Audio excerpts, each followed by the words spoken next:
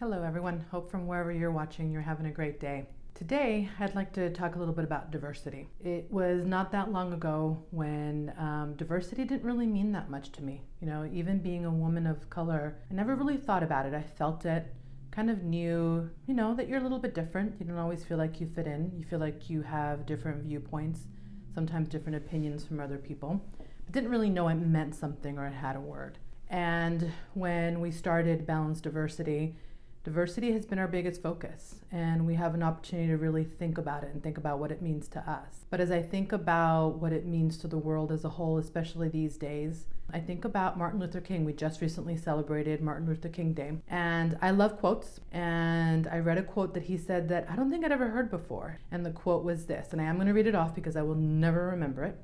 It's, "We need leaders, not in love with money, but in love with justice.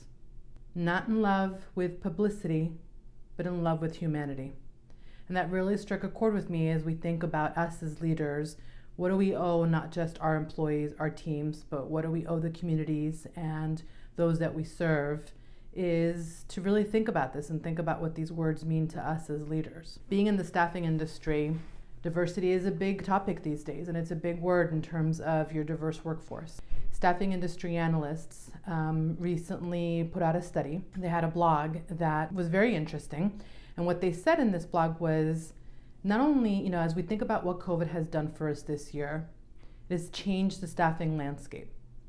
But it wasn't changing something that wasn't already moving. It wasn't a catalyst, but it was an accelerant.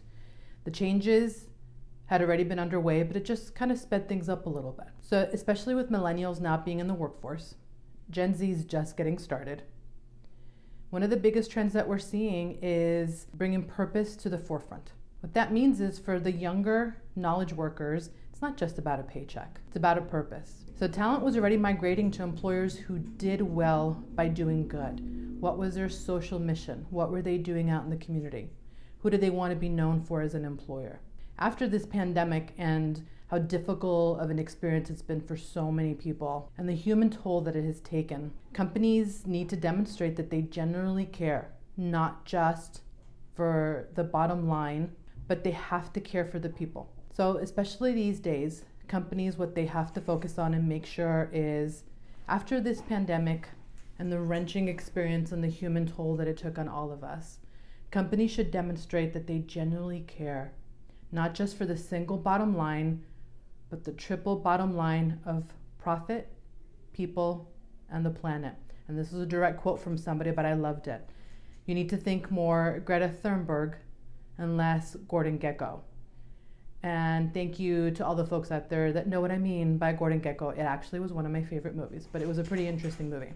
There's so many studies that show that diverse teams simply perform better, and as a result, they bring in better profits. A recent McKinsey report on 366 public companies found that those in the top tier for ethnic and racial diversity in management were 35% more likely to have financial returns above their industry means. In addition, those in the top quartile for gender diversity were 15% more likely to have returns above their industry means.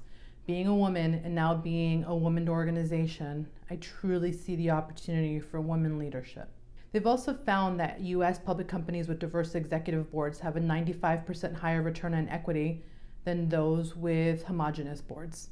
And then increasing the diversity of leadership teams leads to improved financial performance, which means that clearly diversity pays off. So as we're thinking about those words by Martin Luther King and how incredible was it that he spoke those words so long ago, before the times that we're living in now, and truly before the times of everyone looking at the stock market and companies really measuring themselves only on their bottom line and the profits that they can return to their investors. How foresight was it of him to speak those words? That as leaders, we have to be in love with humanity and not with the profit. So I leave you with those words for today, and I know that I'm thinking about it and thinking as a leader myself, how am I going to actually put that in practice? Hopefully you think that about that as well and see how you can put it in practice. Until next time, take care.